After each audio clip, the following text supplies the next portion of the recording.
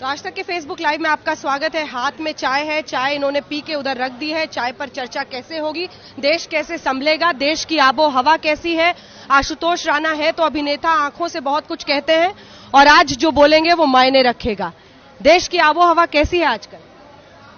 देखिए क्या होता है कि जब भी दो चीजें होती हैं, चूंकि मैं एक अभिनेता आदमी हूं और मुझे लगता है कि भावों का बड़ा संबंध होता है, तो कभी कभी कुछ बदलाव क्रोध की उत्पत्ति करते हैं और कभी कभी क्रोध के कारण भी बदलाव होता है। तो हमें इन चीजों के ऊपर बहुत बारीक नजर रखनी चाहिए, क्योंकि जो देश होता है वो कोई एक पर्टिकुलर सत्ता नहीं होती। देश ये है कि अंजना ओम कश्यप खड़े हुई हैं, देश है, आशुतोष राणा खड़े हुए हैं, देश हैं।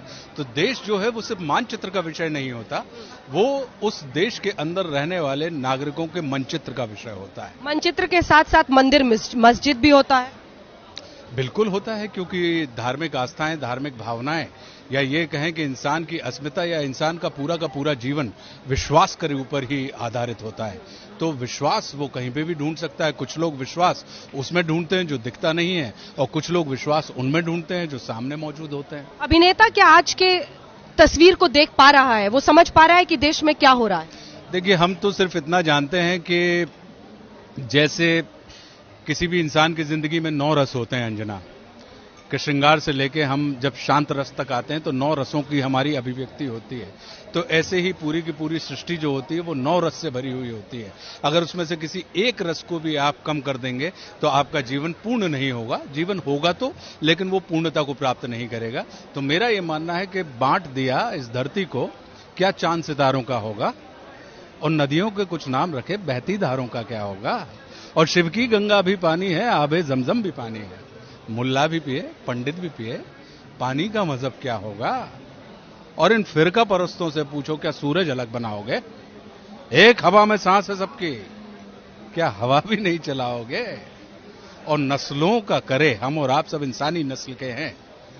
पेड़ पौधों की एक नस्ल होती है, पशु पक्षियों की एक नस्ल होती है, वैसे ही इंसानों की भी नस्ल होती है जिसको हम बांट रहे हैं।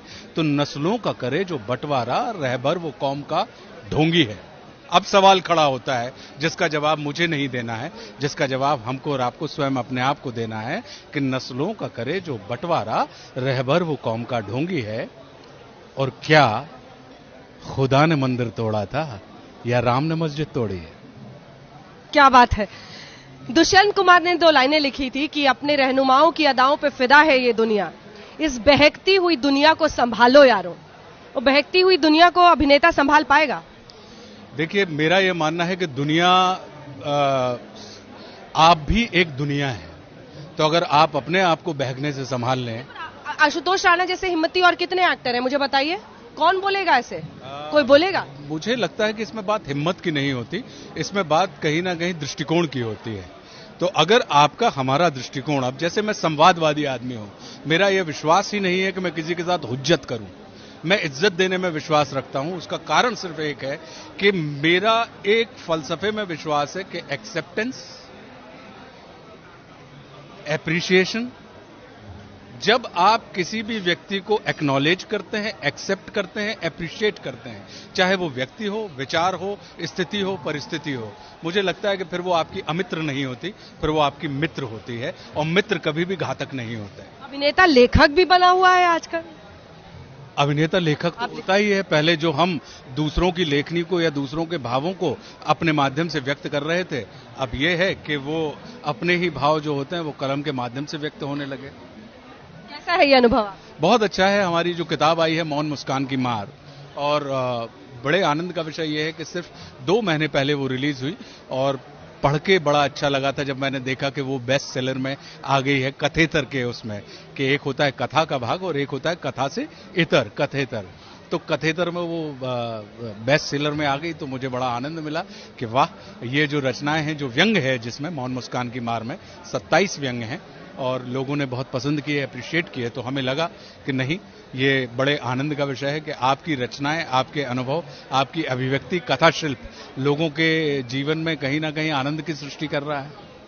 तो आंखों से आशुतोष कहते हैं कि एक्टिंग कर लेते हैं, पूरा का पूरा शॉट चुरा लेते हैं दूसरे एक्टर्स से। इस बार उन्होंने शब्दों की मार, मुस्कान जो है मौन मुस्कान, लेकिन मौन भी है साथ में, अकेली मौन भी है साथ। मौन मुस्कान की मार। तो ये इतनी, क्योंकि मेरा ये मानना है कि जैसे अगर हम और आप देखें, मुस्कान मौन क्यों हुई? मौन एक अलग चीज है, मुस्कान एक अलग चीज है, और जब कभी ये मौन और मुस्कान एक साथ हो जाते हैं तो फिर वो कृष्ण हो जाते हैं। इसलिए अगर आप देखेंगे तो कृष्ण को हमेशा आप एक हल्की स्मित के साथ उनको देखेंगे, वो मौन भी हैं और वो मुस्कुरा भी रहे हैं। अंतर सिर्फ इतना है कि जब मौन आदमी मुस्कुराता है, मुस्कान और हंसने में अंतर है अंजना। जब हमें किसी के अंदर की बात समझ में आती है तो हम मुस्कुराते हैं, और जब हमें कोई बाहर की बात समझ में आती है तो हम ठहाका मार के हंसते हैं। तो मुस्कुराहट जो है वो अंतस में चल रहे भावों का परीक्षण है। बाहर के शोर को तो आपने इस बातचीत में सुन लिया, अंदर की बात अगर जाननी है तो आपको ये मौन मुस्कान की मार आशुतोष जी की पढ़नी होगी।